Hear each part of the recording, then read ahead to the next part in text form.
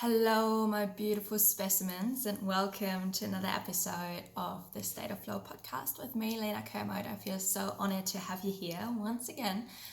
And first up, I just want to say, I know I say this at every end of the podcast, but I'm not sure if you have actually checked out yet our Flow State Community Facebook group. That's not only exclusive to our podcast listeners, but to everyone who seeks to build like-minded community online and share and talk about and support each other in everything holistic living, thriving, finding more joy, happiness, health, abundance in life, and finding your state of flow in no matter what you do.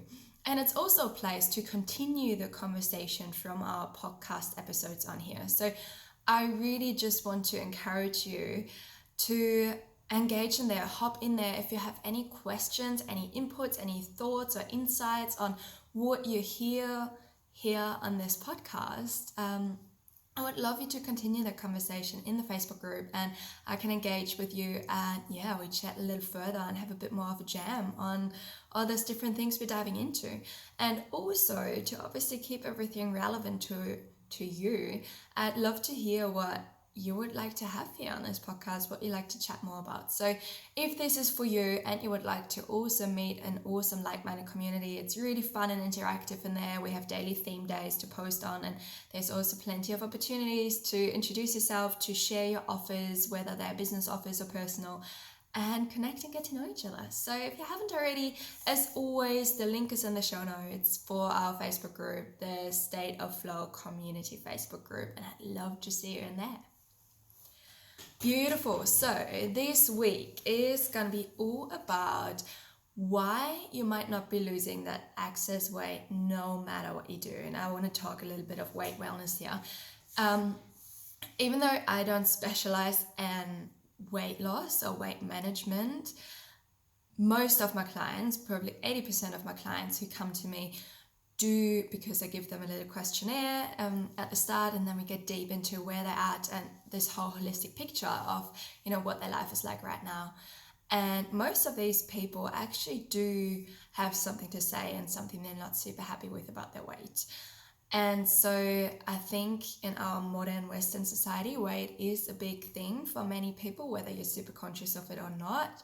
And I think it's just worth having a more integrative conversation around it, because there's a lot of blinders out there through mainstream media and magazines and how a perfect, especially female body, but also males, is being portrayed, and what that actually does to our mental health and our self-image and how we see ourselves.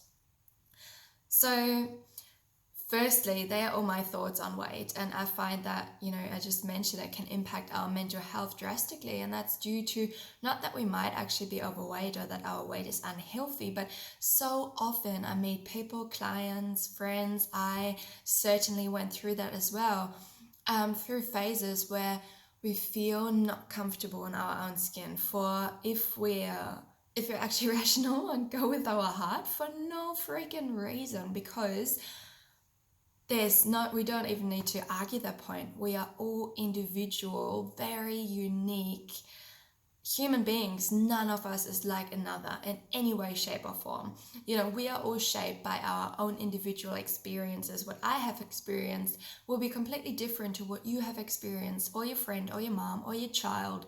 Even, the experience we're having right now, interacting in this podcast where I'm talking to you and you're listening, you're perceiving this moment completely different than I do.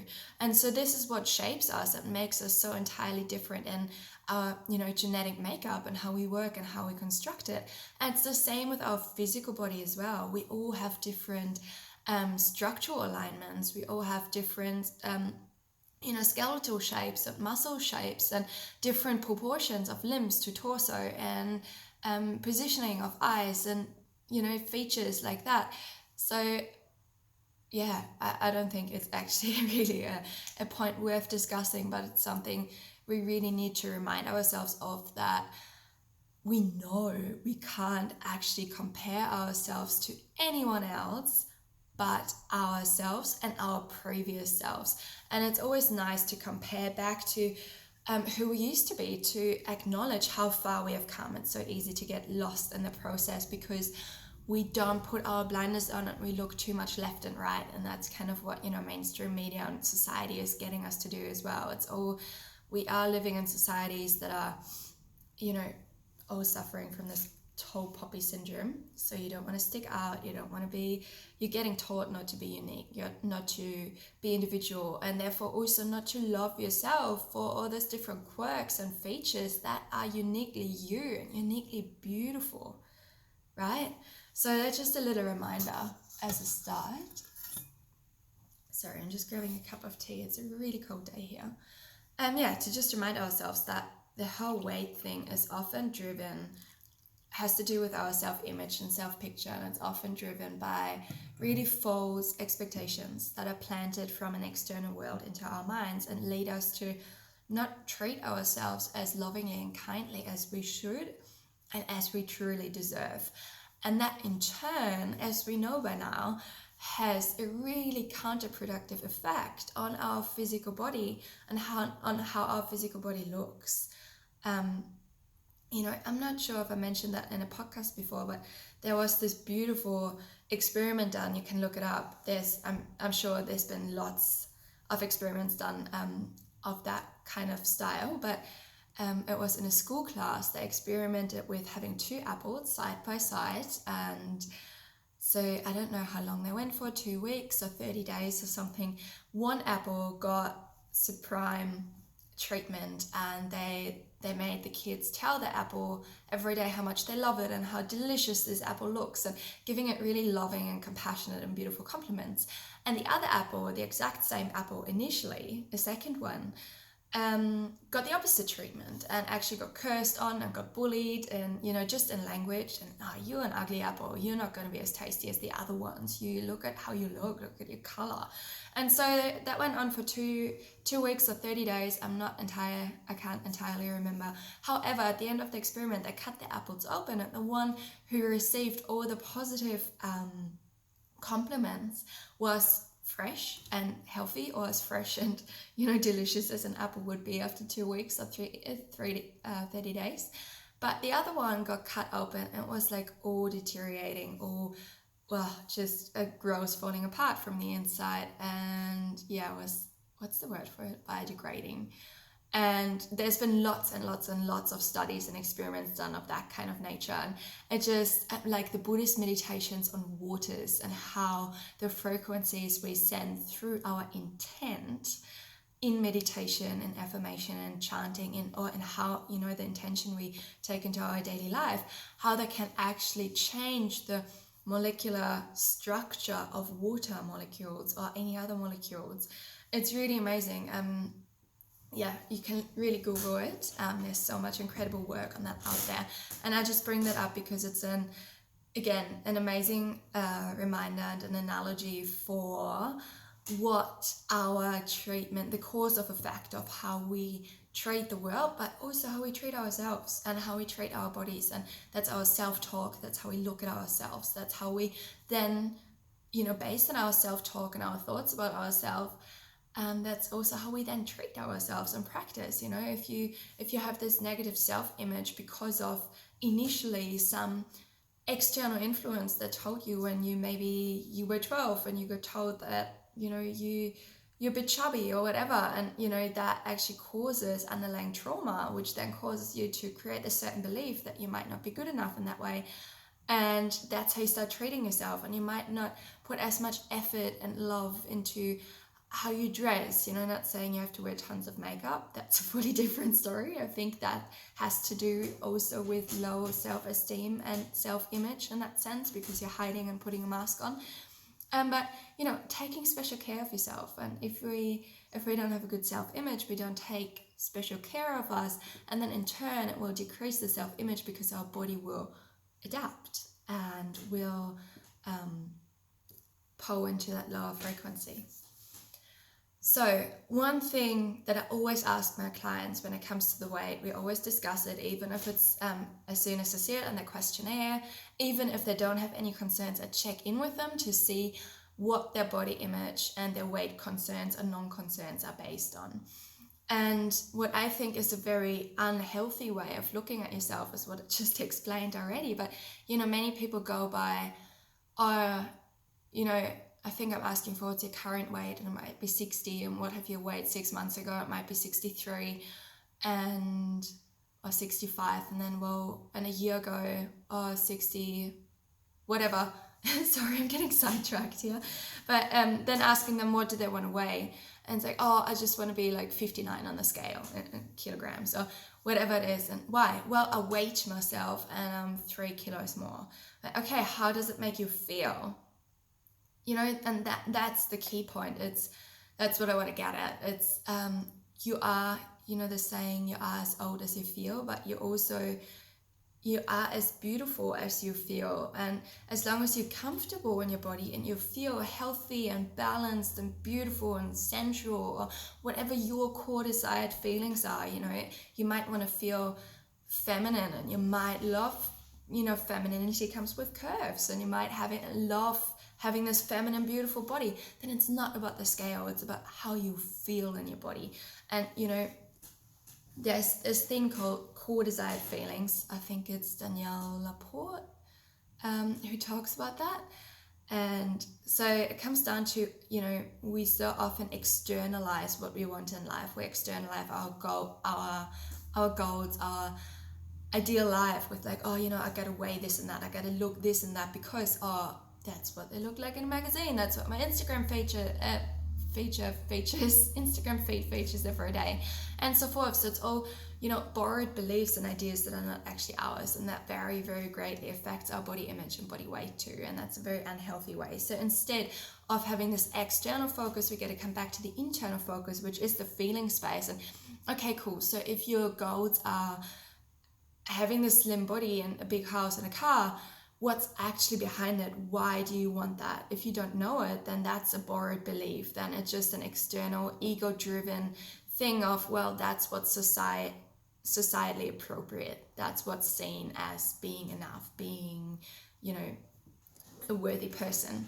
But if you internalize it, okay, what's behind those goals? Well, actually, I do like to treat myself with luxuries. I feel good when I have shiny things around me.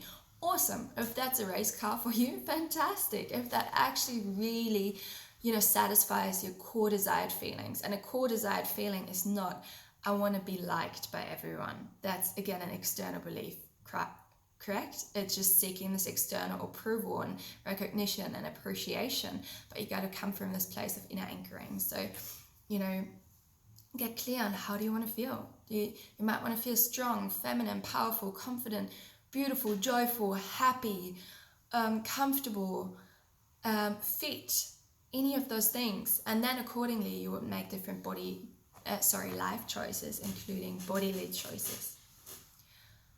So, like I said, many people in my questionnaires ask for the weight. And I personally couldn't actually answer this because I haven't been on a scale for years. And that's where maybe you resonate with my story, because I think that body image, especially in young people these days, is a massive issue. So I come from a history of very, very low self-esteem, being very timid and shy and not confident. And I've had 6 or 7 years, I suffered of bulimia. I don't know if suffering is the right word for it, to be honest, because by now I've moved, it took me years to move through that and recognize it's a physical bulimia, like eating all this stuff up and then just purging it back up over and over again. Yes, it's a physical act, but it has to do with your mental stability or instability. And I was mentally very stable, had a very poor self-image, and I never was bigger than size 36 European or small in, or 8, 10 in Australian, and US is different, I guess. But so I was never a big person, and still I had body image issues big time because of how I grew up, my influences, what people said to me at certain times, how I got treated, and that's how I ended up treating myself, coming from this background of bulimia. And I would literally weigh myself morning and night.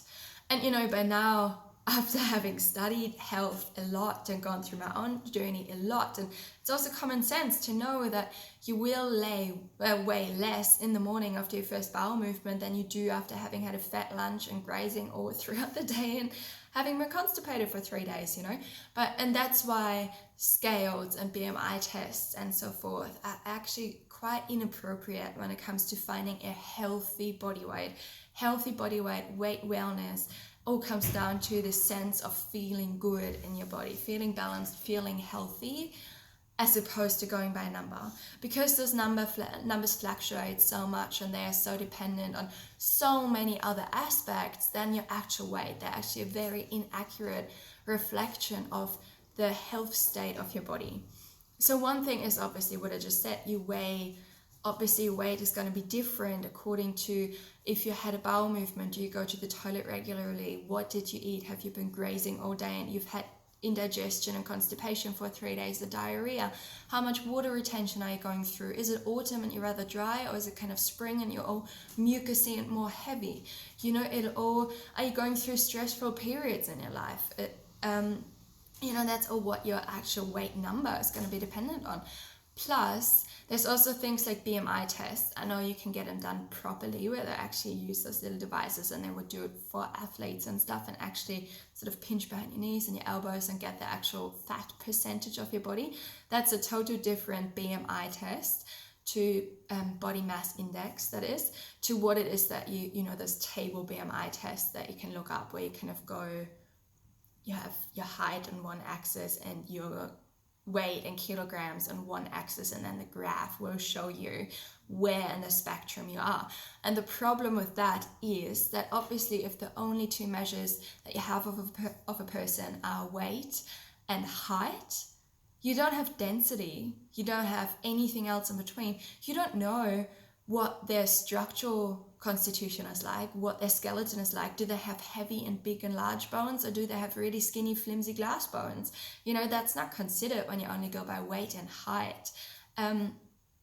Like some of us have a bigger frame, others have a smaller frame. Some of us have longer limbs, others have shorter limbs and a longer torso. So you see how this height and weight thing gives you fully illusional concept of where you are at in terms of healthy or unhealthy weight. So I honestly do recommend my clients to chuck their scales and chuck their microwaves. Microwaves is a fully different topic, but do chuck your microwave. You can look into it more, maybe talk about those kind of things another time, but yeah, and chuck those scales, man. They're really more counterproductive than anything else, and can lead to a big mental block around how you feel in your body and in your own skin. That's right. So that was my rant on your weight wellness overall. Another thing I really want to mention that was also a reality for me is that, many of us do, no matter what size you are, many of us do have an issue with, I do carry this little bit of extra weight here, there, everywhere, wherever that is for you. And I'm small, I'm a size small, 8 to 10. I already told you, I've never been overweight yet. I totally did have times where I felt more bloated and more like I'm holding on to things and heavy and sluggish. And I used to say, there are this, never mind. I don't want to sound discriminating because I really don't mean it that way at all. What I'm saying is that no matter what size you are, you can still go through those periods of feeling heavy and sluggish, and you would be if you're holding on to more water and your blood is thicker and so forth due to certain circumstances. Anyways, me being generally a small person, I still had this little bit of extra tummy weight that I was holding on to, and no matter what I was doing, I couldn't get rid of it. Maybe that's familiar to you. Maybe you've tried to go to the gym 5 times a week or play high intensity sports 3-4 times a week, be active every day, go for walks, do core strengthening exercises, cardio, do all the things, eat all the salads, do all those diets and so forth. And no matter what you do, you're not losing this excess fat. And there's a reason for it that's so logical, and yet at the same time, when we're going to talk about how to treat that, it might seem a little bit counterintuitive, which is that different fat is being stored in different areas of the body, correct? So say if you feel like when you're gaining weight, you gain it quite evenly over your entire body, so from the feet to your neck upwards, then that's a case of just, probably having been a little bit too sluggish and too sedative in your lifestyle, right? That's a classical case of actually getting overweight or weight, kind of this balanced weight gain due to heavy foods, lack of movement, low circulation, hypothyroid, things like that. But then many of us do, that's what I experienced, holding this weight around the stomach and the hips and the thighs. That's a very, very common area for not just women, also a lot of men. And they are those regions that if you have tried all the right things that are just listed and you're still not getting rid of that, it has nothing to do with simply gaining weight because you're too lazy or too sluggish or too couch potato-y or whatever. It is weight gain due to stress. This fat around your lower belly is called visceral fat, and that's actually that's in your whole stomach region, and that's the dangerous fat. Some people naturally have a little bit more insulation on their bones, and that's healthy, and that's due to their natural constitution. Some women are curvier, some men are just bigger and more bulky, and that just is, and that's just as beautiful as some people that are naturally super lanky and skinny and pretty bony, and they can do whatever they want and they won't gain this extra weight. But then there's this visceral fat that's, we could talk about all this for so long, but another reason for that could be a beer belly, right? The beer belly, that's the thing. And that's the really dangerous fat, because that's where it starts to impact all your inner organs. That's fat that's actually developing around your inner organs under your stomach muscle layers. And so that can have pretty crazy or, not good causes. But generally, gaining weight around those areas, stomach, hips, this kind of middle region of your body, is due to not doing too little, but doing too much. It's due to stress, and it has massively to do with our mental state. Like, I've been active forever. I played any kind of team sport you can think of in my childhood, the last few years of school until I moved to Australia at like 18. I was playing volleyball professionally, like still on a low level, but competitively, So we trained like 5 times a week, and plus I rode my bike everywhere, like a 3K ride to the bus stop every day and back. So I was active. I was always really active. And no matter what I did, I still had those certain fat kind of areas around my body. Even if it wasn't much, it was still excess stuff that I wished to not be there. And so then I got into yoga and practiced yoga every day, all day. I went surfing every day, all day. I did all those active things, always active in nature, always outside, always pottering around the house, doing gardening, cleaning, and so forth.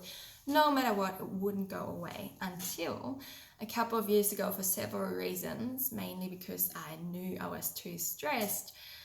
I really slowed things down, and I started teaching a lot of beginner yoga, so that actually then eventually drew me out of practicing my Ashtanga practice that I had for a while, and just heavy vinyasa, active yoga. And the more I did that, the more I noticed my body recovering. I started practicing beginner's yoga in quotes myself, just getting back to the foundations of like cat-cow and downward dog and gentle stretches, and slowing it down and breathing deeper and going gentler. And then it moved to yin yoga and then to restorative yoga, and that for a time was the only movement. I mean, I still move, I walk and and do things around the house. I'm still very active in daily life, but that was my only exercise class I would dedicate myself to for a quite long time. Even in my home practice, yin yoga, restorative yoga, all those slow, stretchy things. And guess what? Right now, I'm at a point in my life where I'm probably doing the least amount of really active, high intensity, sweat workout kind of exercise. To be honest, it's been months that I've done that. And my movement practice is gentle dancing and spinal curls and restorative yoga and being slow and walking in nature. And I finally lost this little bit of stress insulation around my tummy that I had for years when I tried everything else, no matter what. So that's another thing I want to leave you with, which is so simple yet profound, which is what I said. It can sound counterintuitive when you have excess weight. You feel like you need to do more, move more to reduce it, but actually try the opposite. Try to do less. Not just move less, but do less in general. Slow down. Less is more, especially when it comes to any symptoms that you can, when you really feel into it, draw back to stress. Less is more. Slow down. If you work, 60 hours a week, or as a mom, you have a full-time job that never ends, and then you force yourself to make it to the gym another 5 times a week. Please don't mistake me in saying don't exercise. That's not what I'm saying at all. I'm saying if you've tried everything and nothing works, and if you really do a reality check and you realize that you do everything always but stop, and you never actually give yourself the permission to relax, to sit around and do nothing, like nothing. And that's something I had to practice myself for a very long time. If that's where you're at and you notice that, then try to slow down. Slow down your exercise routine. Don't move it on, lay on the couch and binge on Netflix for weeks, but instead of going to a CrossFit class, maybe you can go for a nature walk and make sure that you're really breathe deeply. Maybe instead of doing a hectic workout at 9 p.m. at night after work, which really interferes with your melatonin that you need for sleep as well, but that's a different story. Maybe you can do restorative yoga instead, or maybe you can at least have the second half of your workout just restorative, slow stretching, breathing, mindfulness, meditation, things like that. But not only your exercise. How else can you slow down? Can you reduce your workload somehow? Do you find yourself multitasking? Can you go back to single tasking? Check in with your mind. Do you spend a lot of time in fight and flight mode? Are you alert? Are you stressed? Are you always scattered, frazzled? If so, work on calming your mind. You find that even though the weight, maybe that is a main concern for you, you might find that the weight is actually just a side issue, just a little side thing coming up due to something else that's out of whack, and that is predominantly our mental health. And when I'm saying mental health, I'm not meaning like the West would label it, you have to have hectic depression or anxiety or PTSD or bipolar or anything that's labeled and diagnosed to start thinking about mental health. I did a podcast on the 6 stages of disease, I think a couple of episodes ago. It might have been episode 15, tune in if you have not. Talks about how Ayurveda recognizes 6 stages and Western medicine starts to recognize disease at stage 4. And that's where we commonly start to think about our mental health, our physical health. But no, man, mental health does not mean to have anxiety. Mental health means to be mentally healthy, means to be mentally balanced. So it's something we should think about before we experience things like burnout, stress, anxiety, PTSD, or the diagnosed things. Mental health is what we should be concerned with before we get to mental illness, correct? So that's where our terminology is a little bit off in the West. Anyways, beautiful humans, I hope you got something out of this. Again, let me know. I would love to see you in the Facebook group. Otherwise, if you hashtag the State of Flow podcast on Instagram or anywhere on the socials, I will see what you're posting and send me a message, get in touch, let me know what you think, let me know what the issues are or the little symptoms and things are you working through and that you're tweaking right now. I'd love to hear from you in the Facebook Facebook group on the socials. And I'm looking forward to seeing you next time, beautiful light beams. Until then.